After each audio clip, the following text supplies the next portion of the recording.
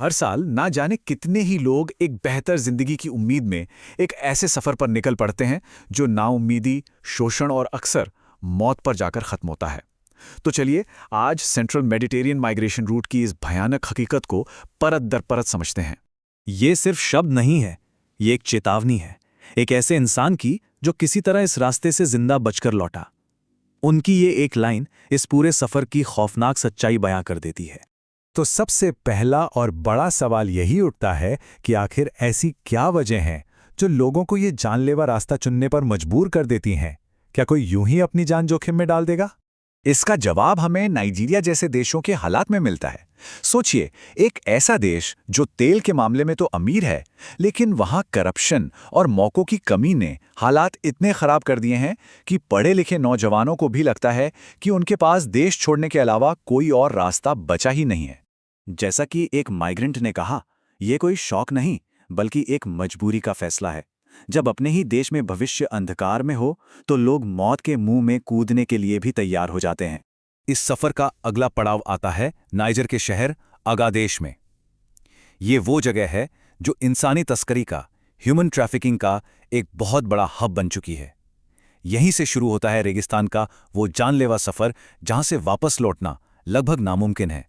और यहाँ पे यूरोपियन यूनियन की एक पॉलिसी को समझना बहुत ज़रूरी है, बॉर्डर एक्सटर्नलाइजेशन। इसका सीधा सा मतलब यह है कि यूरोप अपनी सीमाओं की सुरक्षा का काम दूसरे देशों को आउटसोर्स कर देता है, उन्हें पैसा और ट्रेनिंग देकर।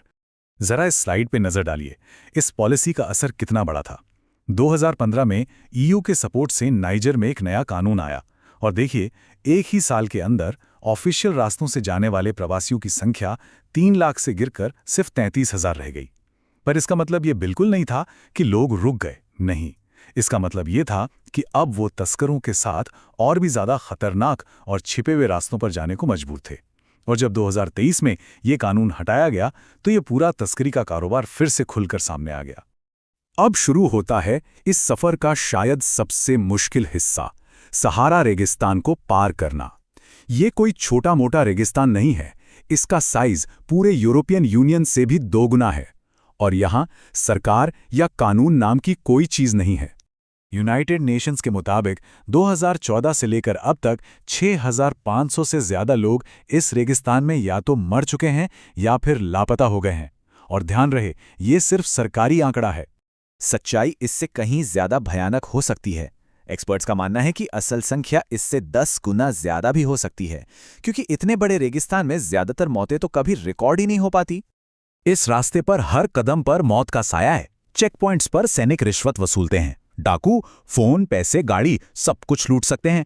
अगर गाड़ी खराब हो गई तो ड्राइवर आपको वहीं मरने के लिए छोड़कर चला जाएगा। जरा सोचिए, एक बार तो 28 लोगों के एक ग्रुप को सिर्फ 25 लीटर पानी के एक कैन के सहारे छोड़ दिया गया। ये तो मौत को सीधी सीधी दावत देने जैसा है। जो लोग किसी तरह रेगिस्तान की आग और खतरों से बच निकलते हैं वे लीबिया पहुंचते हैं, लेकिन यहां उनका स्वागत आज़ादी नहीं बल्कि एक और बड़ी मुसीबत करती है। लीबिया आज एक ऐसा देश बन चुका है जहां कानून का राज खत्म हो गया है और ये वसूली और शोषण का एक बहुत बड़ा अड्डा है। यहां किडनैपिंग और फिरौती एक पूरा बिजनेस मॉडल बन चुका है। होता यह है कि मिलिशिया या तस्कर प्रवासियों को पकड़ते हैं, फिर उनके परिवार को वीडियो कॉल करते हैं और उनके सामने ही उन्हें बेरहमी से टॉर्चर करते हैं, पीटते हैं। मकसद सिर्फ एक होता है, डरे हुए परिवार वालों से ज्यादा पैसा वसूलना। इन कैंपों में मौत एक आम बात हो गई है। एक चश्मदीद बताता है कि कैसे उसकी आंखों के सामने 7 से ज्यादा लोगों ने दम तोड़ दिया और मरने वालों को इज्जत से दफनाना तो बहुत दूर की बात है। उनकी लाशों को बस एक कंबल में लपेटकर रेगिस्तान में फेंक दिया जाता है। और इस नर्क में महिलाओं के साथ जो होता है उसकी क्रूरता की तो कोई सीमा ही नहीं है। उन्हें सिस्टमैटिक तरीके से सेक्सुअल वायलेंस का शिकार बनाया जाता है, जबरन प्रोस्टिट्यूशन में धकेला जाता है, जहां एक एक दिन में उन्हें 25 से 30 मर्दों का सामना करना पड़ता है। अब वापस उस बड़े सवाल पर आते हैं, लीबिया में जो कुछ भी हो रहा है वो कहीं ना कहीं सीधे तौर पर यूरोपियन यूनियन की नीतियों और उसकी फंडिंग से जुड़ा हुआ है। ये स्लाइड इस पूरी कहानी के सबसे बड़े विरोधाभास को सामने रखती है। एक तरफ है ईयू की कही हुई बातें और दूसरी तरफ है लीबिया की जमीनी हकीकत। ईयू का घोषित लक्ष्य क्या है? मानवाधिकारों पर आधारित नीति। लेकिन हकीकत क्या है? उन्हीं के पैसों से चलने वाले कैंपों में सिस्टमैटिक टॉर्चर, ईयू का लक्ष्य समुद्र में जाने बचाना, हकीकत प्रवासियों को पकड़कर वापस उन्हीं शोषक मलेशिया के हवाले कर देना। ईयू का लक्ष्य तस्करों से लड़ना और हकीकत उन्हीं अपराधियों को ट्रेनिंग और फंडिंग देना जो इस पूरे सिस्टम को चला रहे हैं। यूरोपियन कमीशन की अध्यक्ष उर्सुला वॉन डर लेयन का ऑफिशियल स्टेटमेंट है कि उनकी नीति मानवाधिकारों के सम्मान पर आधारित है। और उसी नीति के तहत बने एक कैंप में कैद एक प्रवासी की हकीकत सुनिए।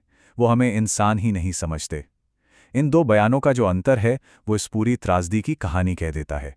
तो सवाल है, जो कुछ लोग रेगिस्तान और लीबिया के इन कैंपों से बच भी निकलते हैं, उनका आखिर होता क्या है? क्या उनका सफर खत्म हो जाता है? बिल्कुल नहीं। उनके सामने बस 3 रास्ते बचते हैं। या तो वो इतने टूट चुके होते हैं कि स्वैच्छिक वापसी के नाम पर वापस अपने देश भेज दिए जाते हैं, या फिर वो अनिश्चित काल के लिए उन्हीं नर्क जैसे कैंपों में सड़ते रहते हैं, या फिर तीसरा और आखिरी रास्ता, वो अपनी जान दांव पर लगाकर भूमध्य सागर पार करने की कोशिश करते हैं। और जो इस समंदर को भी पार कर लेते हैं, उनका संघर्ष तब भी खत्म नहीं होता।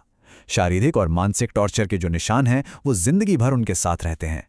वो एक ऐसी दुनिया में पहुंच जाते हैं जहां वो किसी पर भी भरोसा नहीं कर पाते। ये पूरा चक्र, ये पूरा सिस्टम सालों से ऐसे ही चल रहा है। एक तरफ है नाउम्मीदी जो लोगों को अपना घर छोड़ने पर मजबूर करती है, और दूसरी तरफ है ऐसी नीतियां जो उनके शोषण को और बढ़ा देती हैं। ऐसे में सबसे बड़ा सवाल यही है कि क्या इस कभी न खत्म होने वाले सफर का वाकई कोई अंत है भी?